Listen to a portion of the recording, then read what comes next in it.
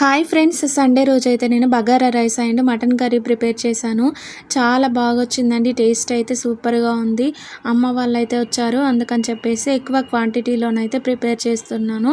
మా ఇంట్లో వాళ్ళైతే బగారా రైస్ ఎక్కువగా తింటాం మేము. మాకైతే చాలా ఇష్టం. అందుకని చెప్పి ఏ నాన్ వెజ్ చేసినప్పటికైనా నేనైతే బగారా రైస్ అయితే ప్రిపేర్ చేస్తూ ఉంటాను. ఇష్టంగా తింటారు ఇంట్లో వాళ్ళందరూ కూడా. నేను నార్మల్ రైసే వేస్తూ ఉన్నాను.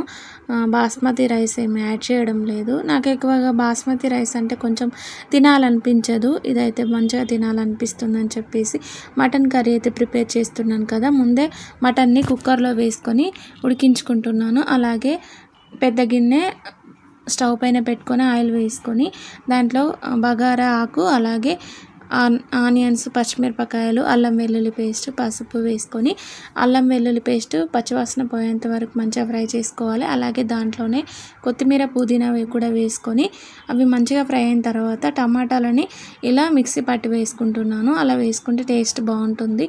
తర్వాత స్పైసెస్ అన్నీ యాడ్ చేసుకోవాలి. కారము, సాల్ట్, ధనియాల పొడి, మసాలా అన్నీ కూడా వేసుకొని ఒకసారి కలిపేసుకొని మూత పెట్టుకోవాలి. అవి మంచిగా ఆయిల్లో ఫ్రై అయిన తర్వాత మనం ముందుగా ఉడికించి పెట్టుకున్న మటన్ పీసెస్ని కూడా వేసుకోవాలి.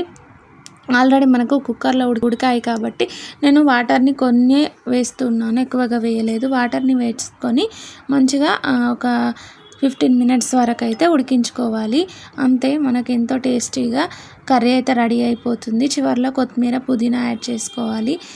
బగారా రైస్ కూడా కంప్లీట్ అయిందండి. చాలా బాగుంది. టేస్ట్ అయితే సూపర్గా ఉంది. పైన అయితే కొంచెం ఫుడ్ కలర్ అయితే యాడ్ చేశాను, బాగుంటుందని చెప్పేసి అయితే నేనైతే వేసుకొని తిన్నానండి. సూపర్ ఉంది. టేస్ట్ అయితే చాలా బాగుంది. అంతేనండి. వీడియో నచ్చితే కనుక ఒక లైక్ చేయండి. అండ్ ఎవరైనా మన ఛానల్ని కొత్తగా చూస్తున్నట్లయితే ప్లీజ్ అండి ఛానల్ని సబ్స్క్రైబ్ చేసుకొని సపోర్ట్ చేయండి friends. Thank you for watching this video. Bye. Video నచ్చితే కనుక చిన్న లైక్ ఇవ్వండి.